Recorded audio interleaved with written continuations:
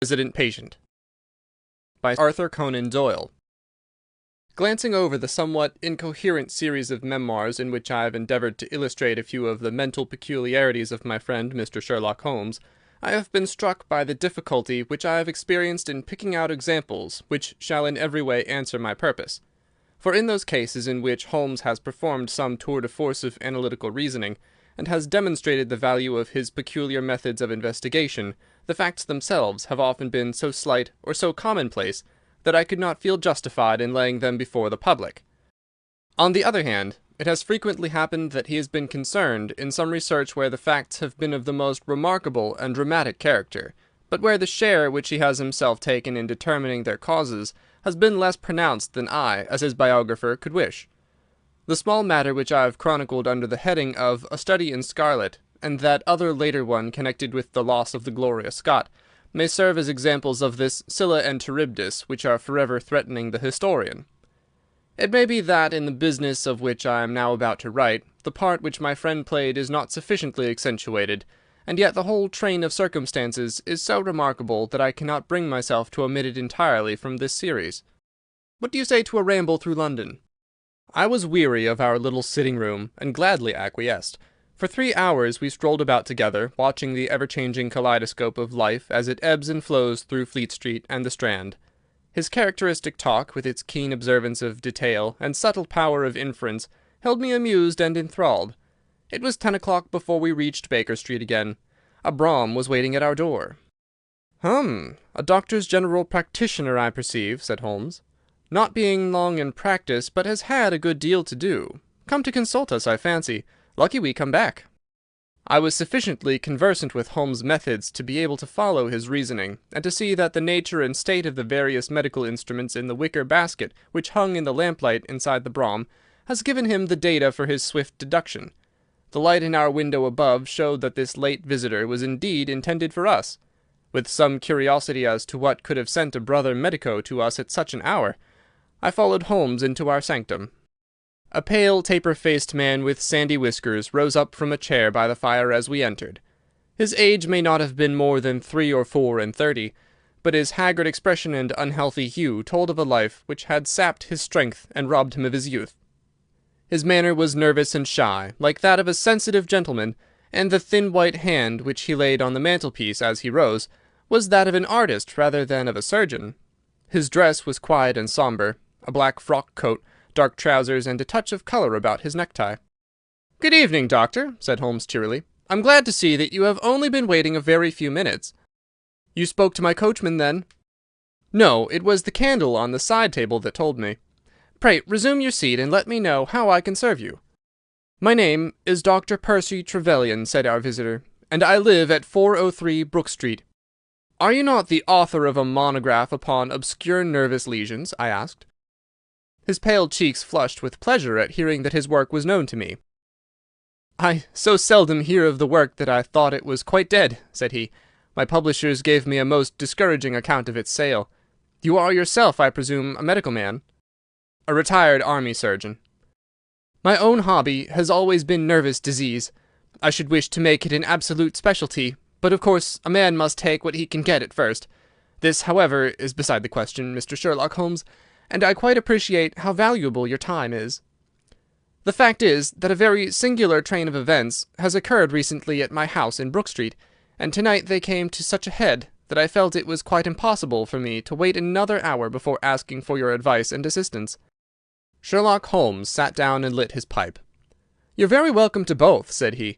"Pray let me have a detailed account of what the circumstances are which have disturbed you." "1 or 2 of them are so trivial," said Dr. Trevelyan, "that really I am almost ashamed to mention them. But the matter is so inexplicable, and the recent turn which it has taken is so elaborate, that I shall lay it all before you, and you shall judge what is essential and what is not. I am compelled, to begin with, to say something of my own college career. I am a London University man, you know, and I am sure that you will not think that I am unduly singing my own praises if I say that my student career was considered by my professors to be a very promising one. After I had graduated, I continued to devote myself to research, occupying a minor position in King's College Hospital, and I was fortunate enough to excite considerable interest by my research into the pathology of catalepsy, and finally to win the Bruce Pinkerton Prize and Medal by the monograph on nervous lesions to which your friend has just alluded. I should not get too far if I were to say that there was a general impression at that time that a distinguished career lay before me. But the one great stumbling block lay in my want of capital. As you will readily understand, a specialist who aims high is compelled to start in one of a dozen streets in the Cavendish Square quarter, all of which entail enormous rents and furnishing expenses. Besides this preliminary outlay, he must be prepared to keep himself for some years, and to hire a presentable carriage and horse. To do this was quite beyond my power, and I could only hope that by economy I might in 10 years' time save enough to enable me to put up my plate.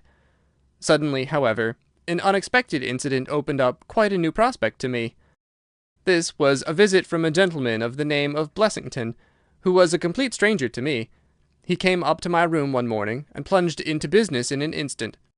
"You are the same Percy Trevelyan who has had so distinguished a career and won a great prize lately," said he. I bowed. "Answer me frankly," he continued, "for you will find it to your interest to do so. You have all the cleverness which makes a successful man. Have you the tact?" I could not help smiling at the abruptness of the question. "I trust that I have my share," I said. "Any bad habits, not drawn towards drink, eh?" "Really, sir," I cried. "Quite right, that's all right, but I was bound to ask, with all these qualities, why are you not in practice?" I shrugged my shoulders. "Come, come," said he in his bustling way, "it's the old story. More in your brains than in your pocket, eh? What would you say if I were to start you in Brook Street?" I stared at him in astonishment. "Oh, it's for my sake, not yours," he cried. "I'll be perfectly frank with you, and if it suits you, it will suit me very well. I have a few thousands to invest, you see, and I think I'll sink them in you." "But why?" I gasped. "Well, it's just like any other speculation, and safer than most." "What am I to do, then?" "I'll tell you. I'll take the house, furnish it, pay the maids, and run the whole place. All you have to do is just to wear out your chair in the consulting room. I'll let you have pocket money and everything. Then you hand over to me 3/4 of what you earn, and you keep the other quarter for yourself." This was the strange proposal, Mr. Holmes, with which the man Blessington approached me. I won't weary you with the account of how he bargained and negotiated. It ended in my moving into the house next Lady Day, and starting in practice on very much the same conditions as he had suggested. He came himself to live with me in the character of a resident patient. His heart was weak, it appears, and he needed constant medical supervision. He turned the 2 best rooms of the first floor into a sitting-room and bedroom for himself. He was a man of singular habits, shunning company and very seldom going out. His life was irregular, but in one respect he was regularity itself. Every evening at the same hour he walked into the consulting-room, examined the books, put down 5 and 3 pence for every guinea that I had earned, and carried the rest off to the strong-box in his own room. I may say with confidence that he never had occasion to regret his speculation. From the first it was a success. A few good cases and the reputation which I had won in the hospital brought me rapidly to the front, and during the last few years I have made him a rich man. So much, Mr. Holmes, for my past history and my relations with Mr. Blessington. It only remains for me now to tell you what has occurred to bring me here tonight. Some weeks ago Mr. Blessington came down to me in, as it seemed to me, a state of considerable agitation. He spoke of some burglary which, he said, had been committed in the West End, and he appeared, I remembered, to be quite unnecessarily excited about it, declaring that a day should not pass before we should add stronger bolts to our windows and doors. For a week he continued to be in a peculiar state of restlessness, peering continually out of the windows, and ceasing to take the short walk which had usually been the prelude to his dinner. From his manner it struck me that he was in mortal dread of something or somebody, but when I questioned him upon the point he became so offensive that I was compelled to drop the subject. Gradually, as time passed, his fears appeared to die away, and he had renewed his former habits when a fresh event reduced him to the pitiable state of prostration in which he now lies. What happened was this. 2 days ago I received the letter which I now read to you. Neither address nor date is attached to it. A Russian nobleman, who is now resident in England, it runs, would be glad to avail himself of the professional assistance of Dr. Percy Trevelyan. He has been for some years a victim to cataleptic attacks, on which, as is well known, Dr. Trevelyan is an authority. He proposes to call at about 6:15 tomorrow evening, if Dr. Trevelyan will make it convenient to be at home. This letter interested me deeply, because the chief difficulty in the study of catalepsy is the rareness of the disease. You may believe, then, that I was in my consulting room when, at the appointed hour, the page showed in the patient. He was an elderly man, thin, demure, and commonplace, by no means the conception one forms of a Russian nobleman. I was much more struck by the appearance of his companion. This was a tall young man, surprisingly handsome, with a dark, fierce face, and the limbs and chest of a Hercules. He had his hand under the other's arm as they entered, and helped him to a chair with a tenderness which one would hardly have expected from his appearance. "You will excuse my coming in, doctor," he said to me, speaking English with a slight lisp. "This is my father, and his health is a matter of the most overwhelming importance to me." I was touched by this filial anxiety. "You would perhaps care to remain during the consultation?" said I. "Not for the world," he cried with a gesture of horror. "It is more painful to me than I can express. If I were to see my father in one of these dreadful seizures, I am convinced that I should never survive it. My own nervous system is an exceptionally sensitive one. With your permission, I will remain in the waiting-room while you go into my father's case." To this, of course, I assented, and the young man withdrew. The patient and I then plunged into a discussion of his case, of which I took exhaustive notes. He was not remarkable for intelligence, and his answers were frequently obscure, which I attributed to his limited acquaintance with our language. Suddenly, however, as I sat writing, he ceased to give any answer at all to my inquiries, and on my turning towards him, I was shocked to see that he was sitting bolt upright in his chair, staring at me with a perfectly blank and rigid face.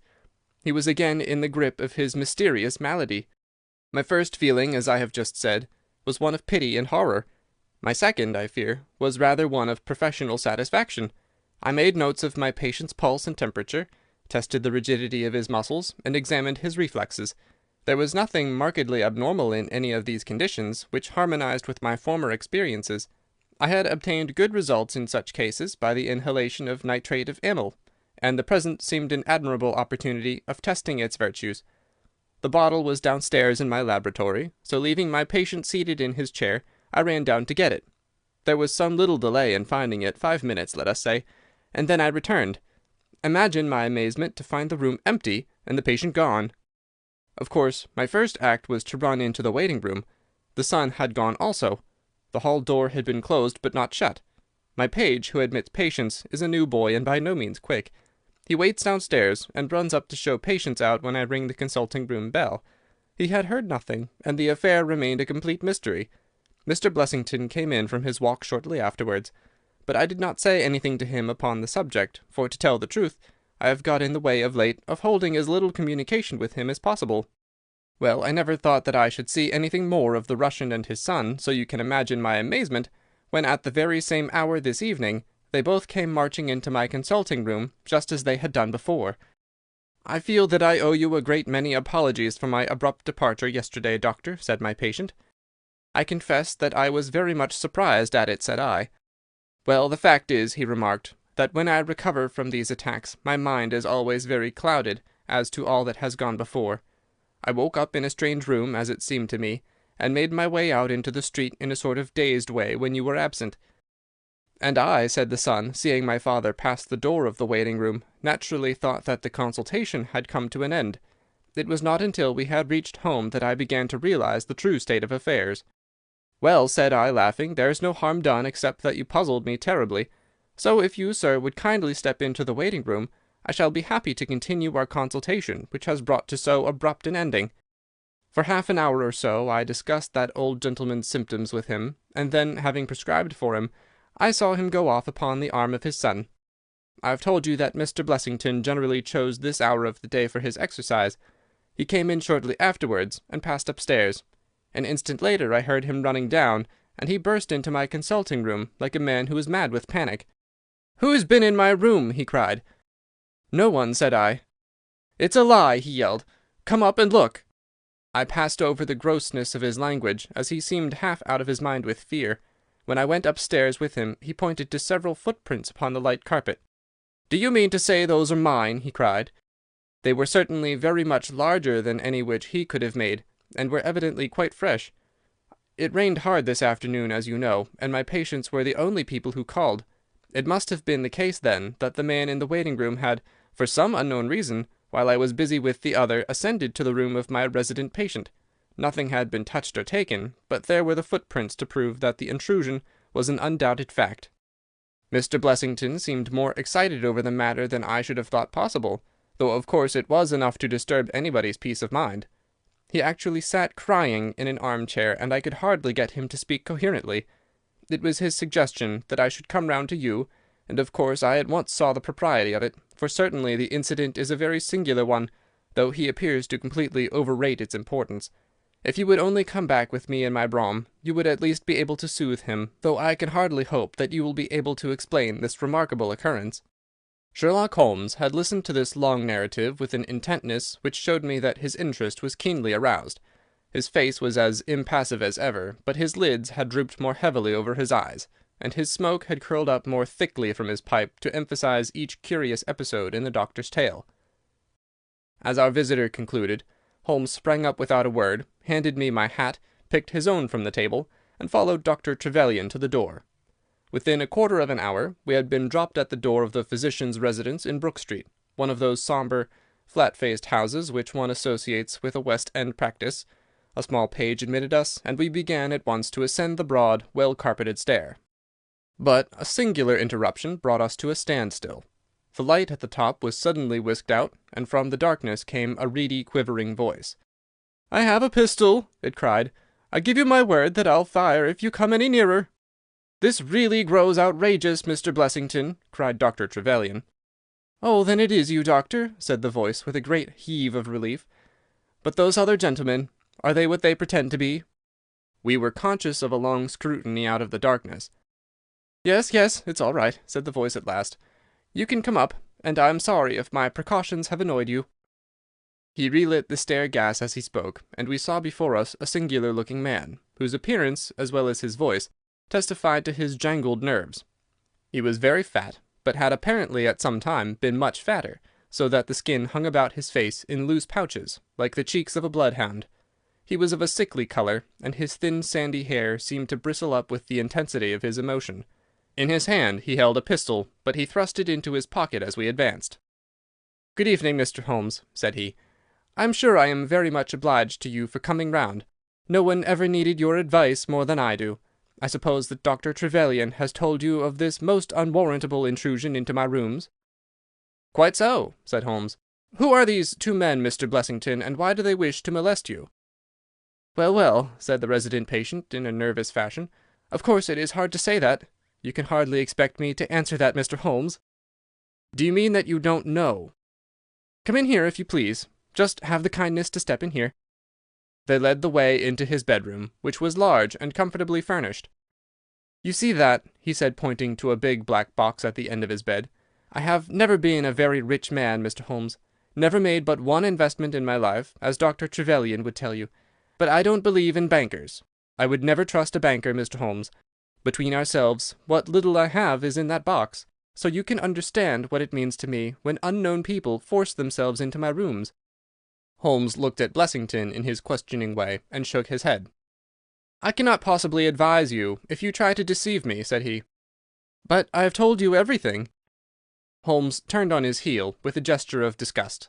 "Good night, Dr. Trevelyan," said he. "And no advice for me?" cried Blessington, in a breaking voice. "My advice to you, sir, is to speak the truth." A minute later we were in the street and walking for home. We had crossed Oxford Street and were half-way down Harley Street before I could get a word from my companion. "Sorry to bring you out on such a fool's errand, Watson," he said at last. "It is an interesting case, too, at the bottom of it." I could make little of it, I confessed. "Well, it is quite evident that there are two men, more perhaps, but at least two, who are determined for some reason to get at this fellow Blessington. I've no doubt in my mind that both on the first and on the second occasion that young man penetrated to Blessington's room, while his confederate, by an ingenious device, kept the doctor from interfering." "And the catalepsy?" "A fraudulent imitation, Watson, though I should hardly dare to hint as much to our specialist. It is a very easy complaint to imitate. I have done it myself." "And then?" "By the purest chance, Blessington was out on each occasion. Their reason for choosing so unusual an hour for a consultation was obviously to ensure that there should be no other patient in the waiting room. It just happened, however, that this hour coincided with Blessington's constitutional, which seems to show that they were not very well acquainted with his daily routine. Of course, if they had been merely after plunder, they would at least have made some attempt to search for it. Besides, I can read in a man's eye when it is his own skin that he's frightened for. It is inconceivable that this fellow could have made two such vindictive enemies as these appear to be, without knowing of it.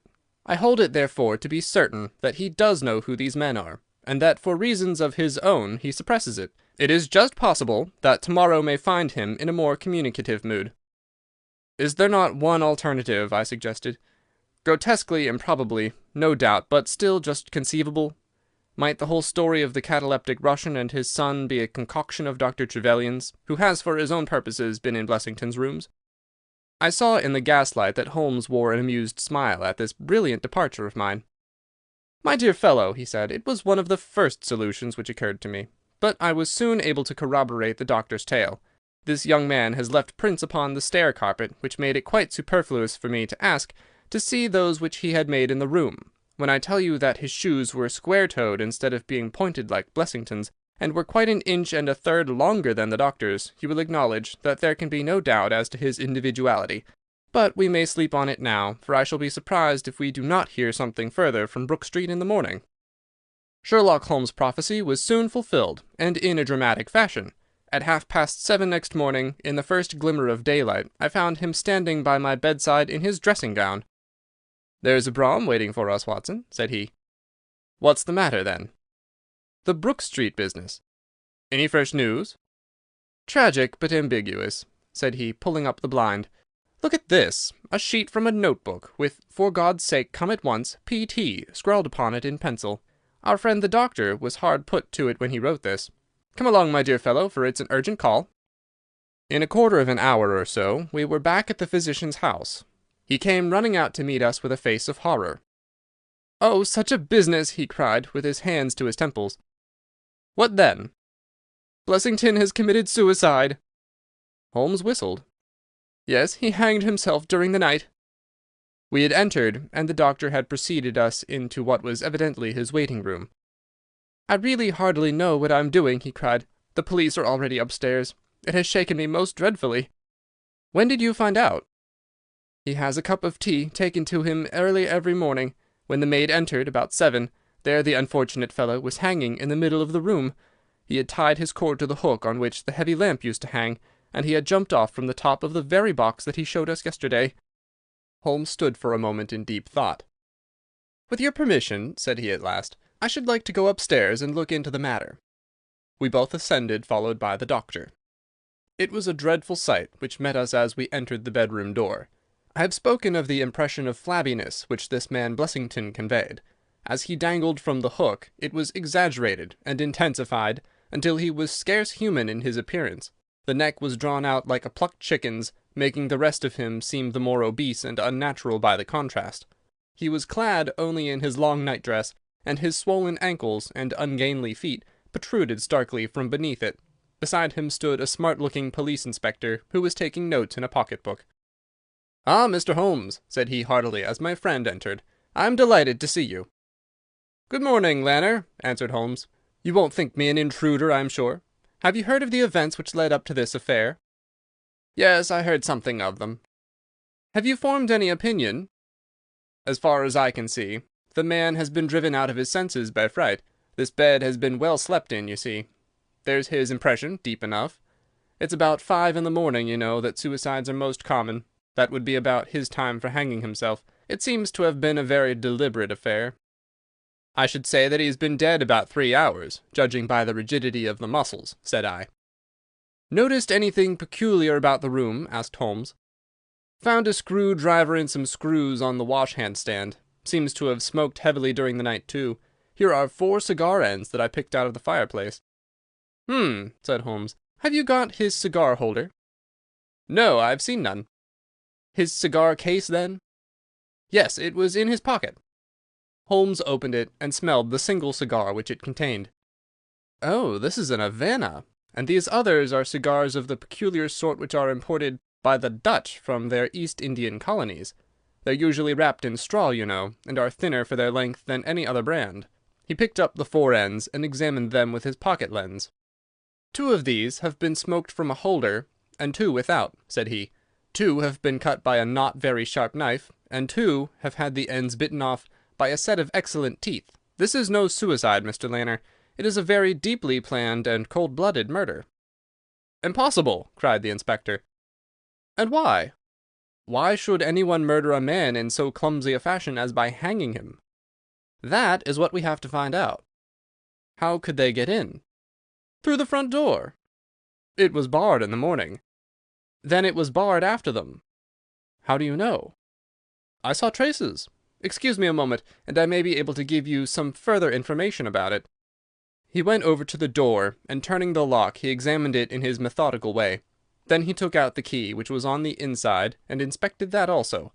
The bed, the carpet, the chairs, the mantelpiece, the dead body, and the rope were each in turn examined, until at last he professed himself satisfied, and with my aid and that of the inspector cut down the wretched object and laid it reverently under a sheet. "How about this rope?" he asked. "It is cut off this," said Dr. Trevelyan, drawing a large coil from under the bed. "He was morbidly nervous of fire, and always kept this beside him, so that he might escape by the window in case the stairs were burning." "That must have saved them trouble," said Holmes thoughtfully. "Yes, the actual facts are very plain. I shall be surprised if by the afternoon I cannot give you the reasons for them as well. I will take this photograph of Blessington which I see upon the mantelpiece, as it may help me in my inquiries." "But you've told us nothing!" cried the doctor. "Oh, there can be no doubt as to the sequence of events," said Holmes. "There were three of them in it, the young man, the old man, and a third, to whose identity I have no clue. The first two, I need hardly remark, are the same who masqueraded as the Russian count and his son, so we can give a very full description of them. They were admitted by a confederate inside the house. If I might offer you a word of advice, Inspector, it would be to arrest the page, who, as I understand, has only recently come into your service, Doctor." "The young imp cannot be found," said Dr. Trevelyan. "The maid and the cook have just been searching for him." Holmes shrugged his shoulders. "He has played a not unimportant part in this drama," said he. "The three men having ascended the stairs, which they did on tiptoe, the elder man first, the younger man second, and the unknown man in the rear." "My dear Holmes!" I ejaculated. "Oh, there could be no question as to the superimposing of the footmarks. I had the advantage of learning which was which last night. They ascended then to Mr. Blessington's room, the door of which they found to be locked. With the help of a wire, however, they forced round the key, even without the lens, you will perceive by the scratches on this ward where the pressure was applied. On entering the room, their first proceeding must have been to gag Mr. Blessington. He may have been asleep, or he may have been so paralyzed with terror as to have been unable to cry out. These walls are thick, and it is conceivable that his shriek, if he had time to utter one, was unheard. Having secured him, it is evident to me that a consultation of some sort was held. Probably it was something in the nature of a judicial proceeding.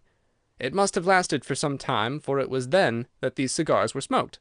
The older man sat in that wicker chair. It was he who used the cigar holder. The younger man sat over yonder. He knocked his ash off against the chest of drawers. The third fellow paced up and down. Blessington, I think, sat upright in the bed, but of that I cannot be absolutely certain. Well, it ended by their taking Blessington and hanging him. The matter was so prearranged that it is my belief that they brought with them some sort of block or pulley which might serve as a gallows. That screwdriver and those screws were, as I conceive, for fixing it up.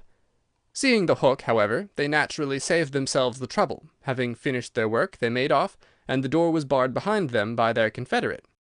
We had all listened with the deepest interest to this sketch of the night's doings, which Holmes had deduced from signs so subtle and minute that even when he had pointed them out to us, we could scarcely follow him in his reasoning. The inspector hurried away on the instant to make inquiries about the page, while Holmes and I returned to Baker Street for breakfast. "I'll be back by 3, said he, when we had finished our meal. "Both the inspector and the doctor will meet me here at that hour, and I hope by that time to have cleared up any little obscurity which the case may still present." Our visitors arrived at the appointed time, but it was 3:45 before my friend put in an appearance.